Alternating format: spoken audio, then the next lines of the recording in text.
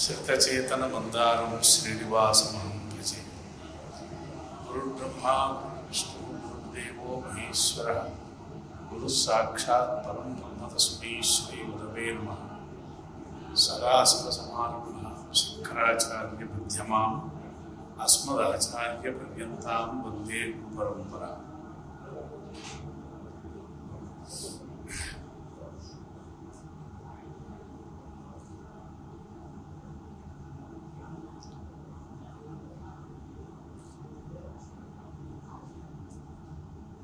నమః సదసే నమః సదసస్పతయే.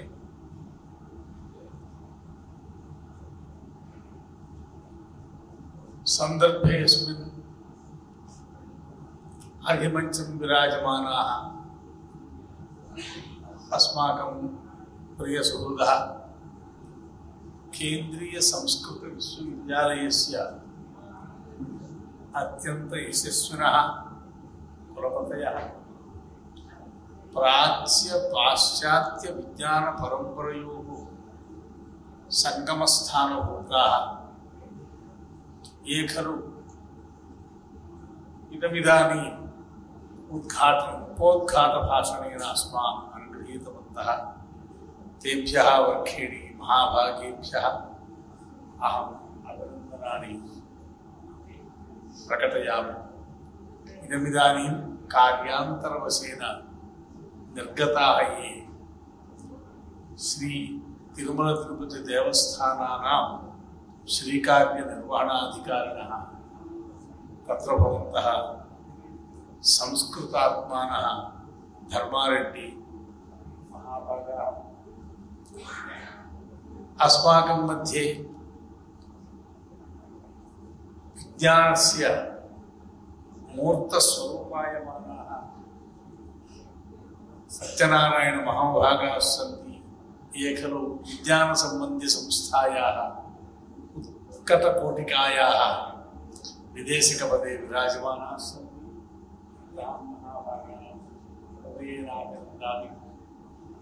एवं कार्यक्रमम् एतत् सर्वमपि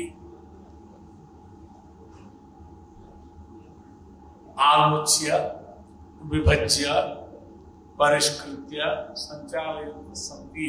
अस्माकं बहुमुख प्रज्ञाशालिनः सुहृद्वरेण्याः राणी सदाशिवमूर्ति महाभागाः ये वेदविश्वविद्यालयस्य कुलपतिपदम् अलङ्कुर्वन्ति तानहं साधुवचोभिः अभिनन्दामि. एवं सभायाम् अस्माकं मित्रवरेण्याः वेद विद्या प्रतिष्ठानस्य अध्यक्षस्थाने विराजमानाः सन्ति मिश्रमहाभागाः. एवं अन्ये च सभायां विराजमानाः वेदमूर्तयः अधिमञ्चं सभासञ्चालकाः. एवं अन्ये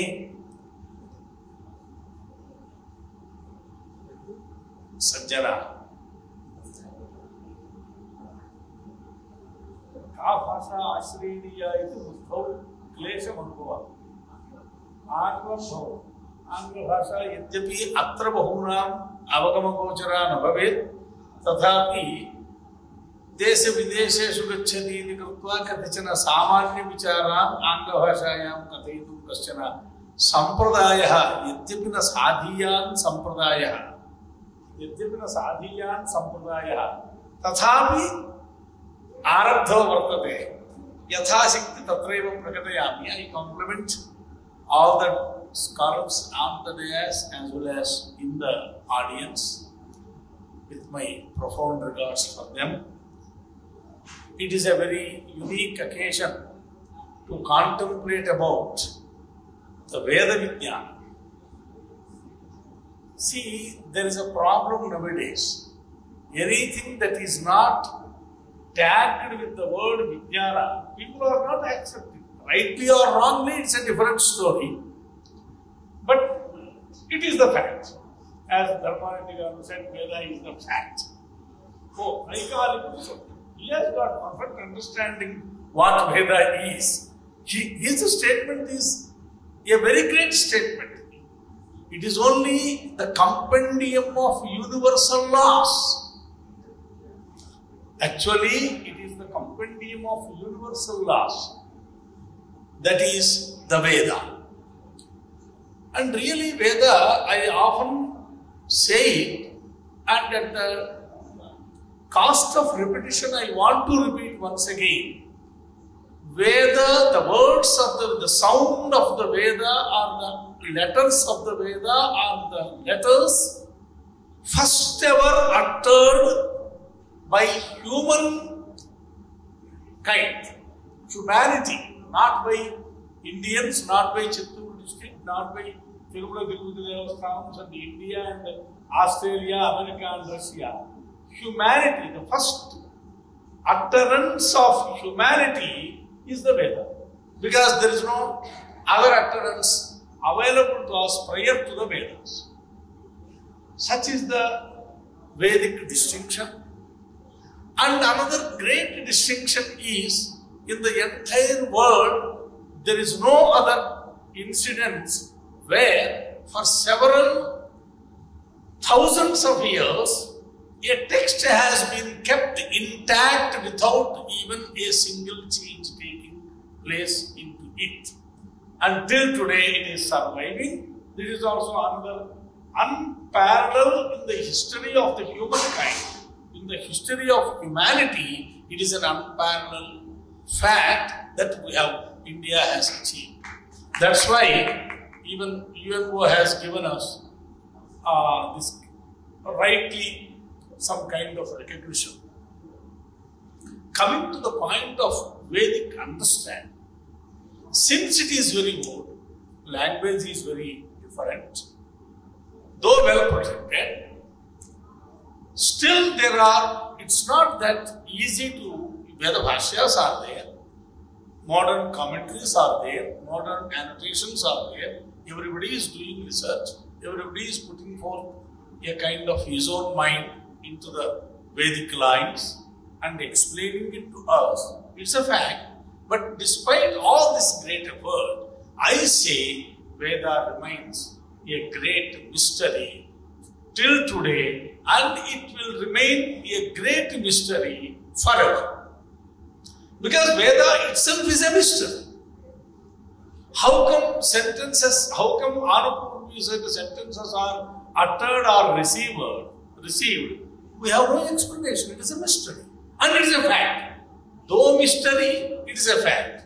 Mystery, you can't throw it away. It's a mystery as well as a fact. And it is given to us. It is meaningful. It's not that it's not meaningless, but the meaning, however good efforts we put in, still remains to be a great mystery. That's why, as rightly pointed out by Varkhedi ji, it's not wise to have one-to-one correspondence or comparison with modern scientific advancement and Vedic thought. We do oftentimes, but that may not be right because science is growing. Science has not yet reached the point of culmination. It cannot even reach. In the name of development, I am afraid whether we are contributing to the sustainable development or we are bringing our own destruction. Scientists are speaking themselves in the name of development, in the name of scientific and technological advancement. We are not sure what we are actually doing. We are advancing, of course. We are making the life comfortable, of course. I am enjoying it, yes, of course. But ultimate answer is not provided by scientists. Neither they can do it. It is a growing science. Whereas here is a science that has fully developed and reached the point of culmination of that particular civilization. The laws of universe, as they were contemplated upon, have been given to us in the Shruti Parampara. because it is in Shruti Parampara, even though the inventors or even though the rishis are no more, we got the texts. Had it not been in any other mode than Shruti mode, it would have perished long ago. That's why even Patha is very important today. Along with meaning, Patha is very important today, because if it is to survive forever, we have to adopt only Patha way of memorization of Vedas, but not printing and research and seminars and gostis and all that. Patha has got equal importance with the meaning. Both are important. Meaning is also important, because the Vedas came down to only because of Shruti. In my sincere opinion, I tell you one more. There are few sentences which compel us that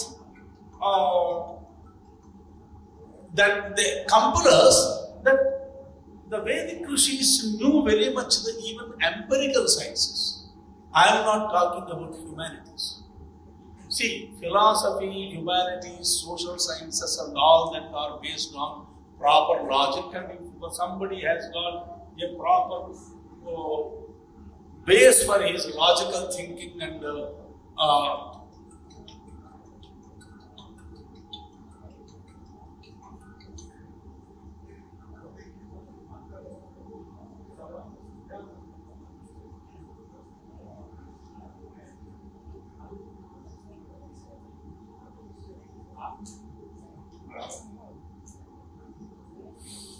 so, what I say is,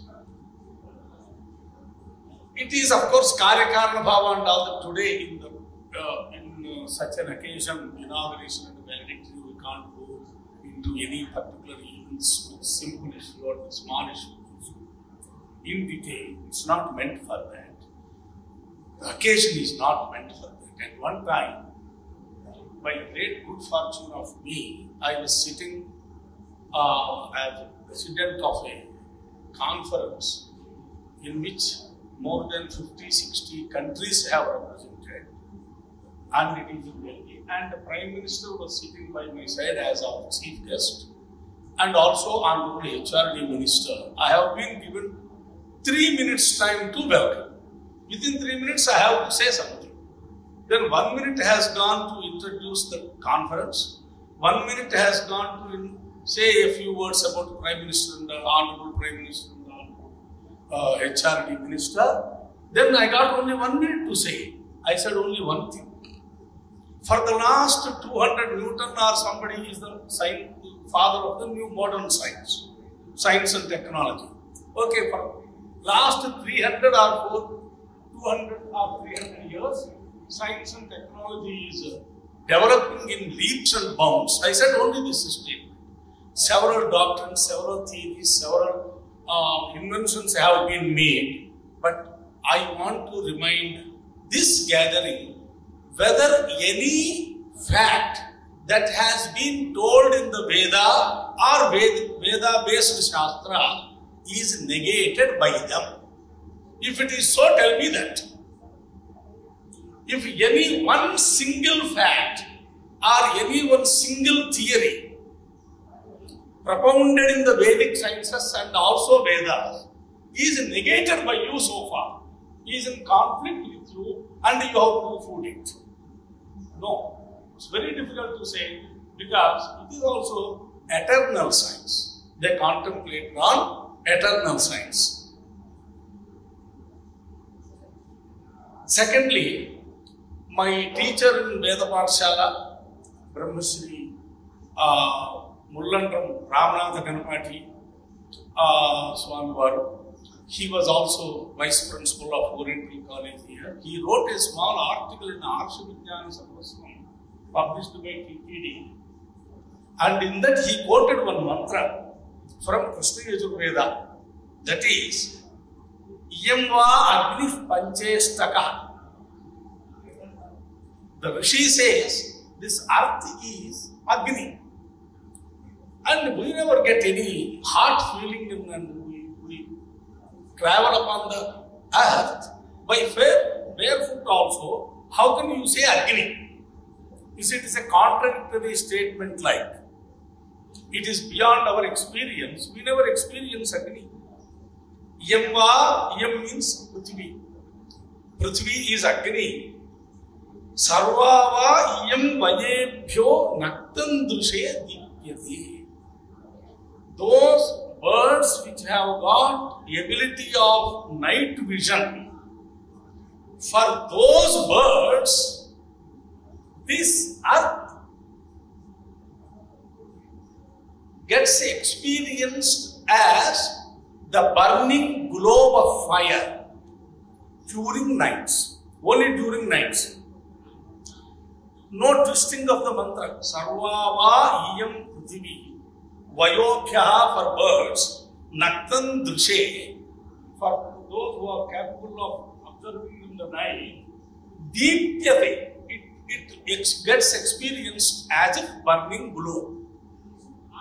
Tasma, and then the Rishi helps us.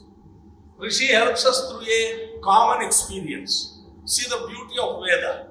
Tasma divam vayamsi naktam nadhyasate. For this reason, the birds do not touch the Prithvi, touch the earth during night time, and remain only in some housetops or treetops. Never they touch the globe because they experience this globe as a burning globe of fire. Now my question is, this is an empirical fact. Rishi cannot by his way of logic or by way of his contemplation, okay, Atma Vaidam Sarvamata, Atma Tasmat Vaidam, all this is possible by contemplation, by tapasya and several methods.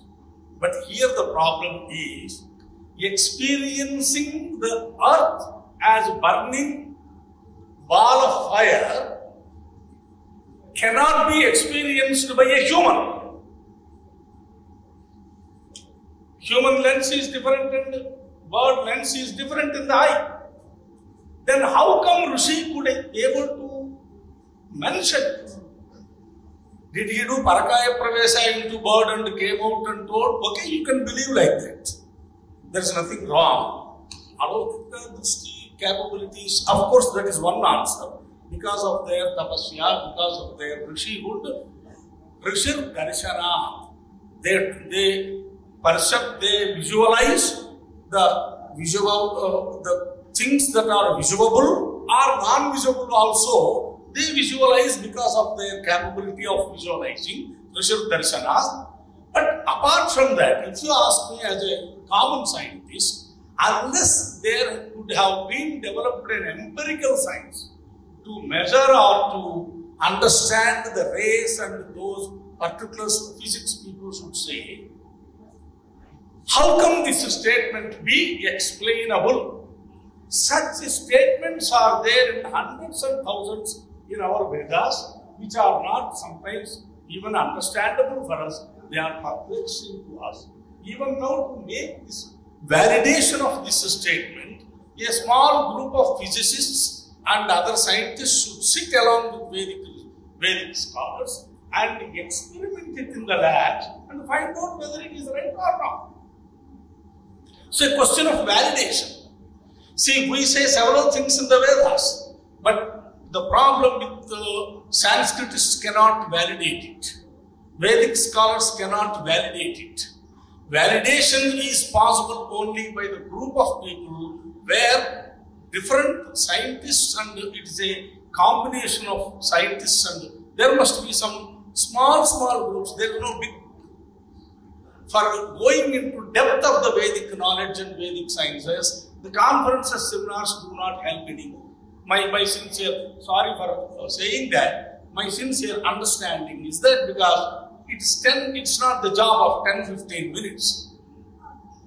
It is the job of a small group of scientists along with Vedic scholars who are proficient in Veda Bhashyas and also with all instruments of Vedic understanding. Sometimes Bhashya may not also help, but there are instruments to understand the Veda, because the Vishepur Jetva, that sentence at the end, Sreshtatamaya Karmani.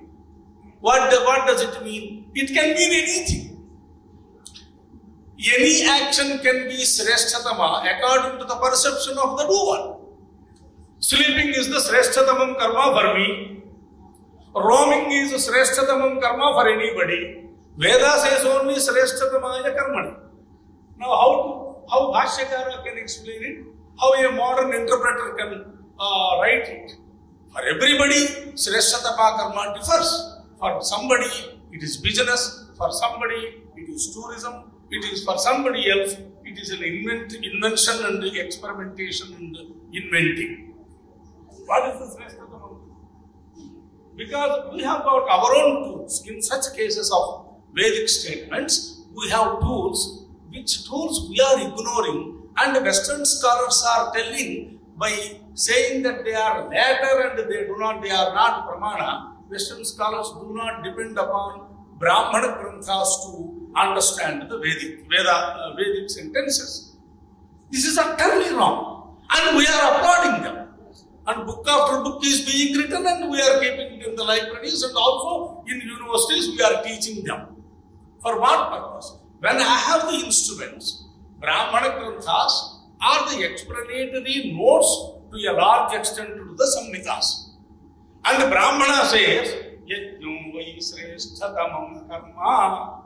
Until this Brahmana grantha helps you, what is Sreshtatamam karma? How do you explain the Sreshtatamam karma?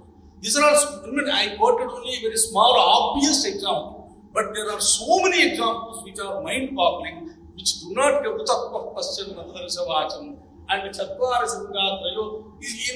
In 7 of our Shastras, the Chattvar Sringa has been interpreted as in 7 ways. And God knows what is actually its meaning. God knows. Because it is only told there. What is hidden meaning of that? Until we have to contemplate, we have to struggle. There are certain passages beyond our apprehension in the Vedas, but there are several passages which are also very apprehendable by us. See, the Rishi has left the 3 bhutas which are visible and experienceable, that is Prithvi, up and Tejas, and found out that the space is the Mula Karana. Tasmadva ye tasmadatmana akasa sambhukta akashad vayuhu vayur. From Agni onwards, you can understand Akasha, the kind of thinking about the Arsha Jnana, how deep it is. Because it is not experienceable, how Rishi found it, unless it is supported by his a kind of machinery that was useful for his inventions. Like that in Panchikaranam also. How scientific is the Panchikaranam we are now experiencing? So, these are all certain facts, and none of Vedic statements have been disproven till today by the scientific advancement. You see, Paramanu, they have contemplated. Paramanu gunas, Karana gunaha, Karya Sankramanti is the general law, which is acceptable for scientists also. Karana gunaha, Karya Sankramanti. Then Paramanu doesn't have Mahatva. See the brain of the Vaisheshika. He has not accepted Mahatva in Paramanu. And he has accepted Mahatva only in Trasarenu.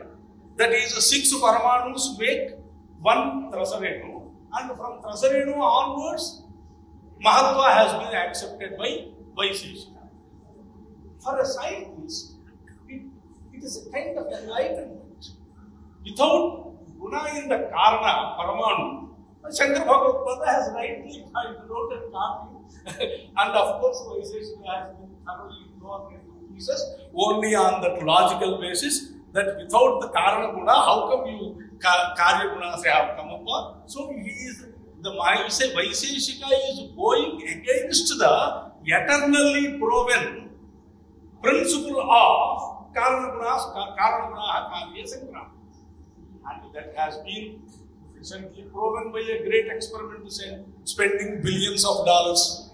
I think mass is not there in the initial stages. Mass has come into the structure only at one point or other, for which scientists are struggling day in and day out. But Vaisheshika told it that Mahatva is only from Trasaredu onwards. He too did not explain it. I don't think there is any, of course, it may be my ignorance. I am not a Vaisheshika specialist. Maybe in the Vaisheshika Granthas they could have given. Mostly we give only logical explanations. Sometimes logical, sometimes experimental. So it's a very, there existed a fully developed society, fully developed not only in Adhyatmikata. Kindly excuse me, Srinivas Varkhediji has rightly pointed out two words. One is Abhyudaya and one is Nishreyasa. We are equally concerned about Abhyudaya along with the Nishreyasa. We never, nowadays the Nishreyasa is taking greater place than Abhyudaya. But Veda Rishi has never neglected Abhyudaya. Abhyudaya Nishreyasa Siddhihi Sadharma. Our dharma is to get both Nishreyasa and Abhyudaya, and fully developed society, fully equipped with their own methodology of inventing, their own methods of instruments of invention, their own labs, everything that has got a kind of destruction. All is gone, but only thing they have given the solutions in the form of Vedic statements. And since the Vedic statements have been given in oral parampara, Shruti parampara, not through any other mode, writing or epigraphy or putting like Buddha Dharma, everything is preached on stones and we have been stone edicts and all that. We didn't even believe that. We didn't even believe that. See the wisdom of the Vedic Rishi. He didn't believe even rocks. He did not believe even Tamrapatras like Annamaya. Annamaya made it permanent through Tamrapatras. Buddhas have edicts through stone edicts, but we have believed in Shruti Parampara. Because of this compendium of universal law have come to us. In this, there is a Lokajnana, there is a Alokajnana. But Lokajnana, Shastrakaras are not giving much importance to that, because, as rightly pointed out by Varkhediji, that which is not conceivable, that which is not knowable through any known source of knowledge, to say that and to prove that, it is the beauty of the Veda. Veda prescribes only and speaks about only such things which are not otherwise knowable. That's why in our Pramana Lakshana itself, Arthe Anupalabdhe Pramana. Upalabdhe Pramana. So I think I wish a success of this conference, and it is a great issue.